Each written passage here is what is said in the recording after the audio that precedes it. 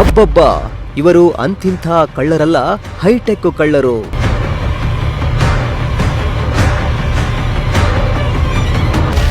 ಕಾರಲ್ಲಿ ಬಂದು ಹಸುಗಳನ್ನ ಕದ್ದೊಯ್ದ ಐನಾತಿಗಳು.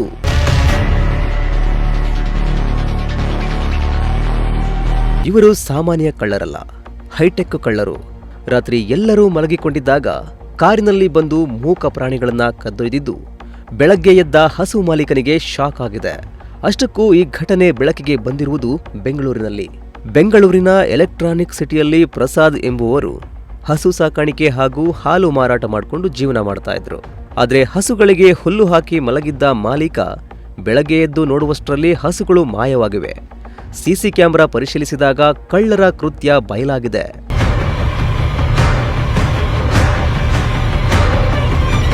ಬೆಂಗಳೂರಿನ ಎಲೆಕ್ಟ್ರಾನಿಕ್ ಸಿಟಿಯಲ್ಲಿ ಏಪ್ರಿಲ್ 14ರ ರಾತ್ರಿ ಮನೆಯ ಪಾರ್ಕಿಂಗ್ ಜಾಗದಲ್ಲಿ 3 ಹಸುಗಳನ್ನ ಕಟ್ಟಿದ್ರು. ಆದ್ರೆ ರಾತ್ರಿ ಕಾರಿನಲ್ಲಿ ಬಂದ ಕಳ್ಳರು ಹಸುಗಳನ್ನ ಕದ್ದು ಎಸ್ಕೇಪ್ ಆಗಿದ್ದಾರೆ. ಒಂದು ಜೆರ್ಸಿ ಹಸು, ಒಂದು HF ಹಾಹು, HF ಮತ್ತು ಜೆರ್ಸಿ ಮಿಶ್ರಿತ ತಳಿಯ ಒಂದು ಹಸುವನ್ನ ಕಳ್ಳರು ಕಳ್ಳತನ ಮಾಡಿಕೊಂಡು ಹೋಗಿದ್ದಾರೆ. ಸುಮಾರು 1,40,40,000 ರೂಪಾಯಿ ನಷ್ಟವಾಗಿದ್ದು ಹಸು ಮಾಲೀಕ ಕಂಗಾಲಾಗಿದ್ದಾನೆ.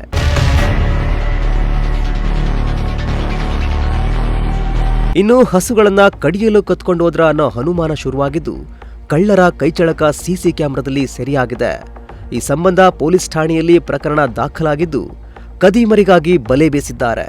Bureau report, Prajashakti TV, Bengaluru.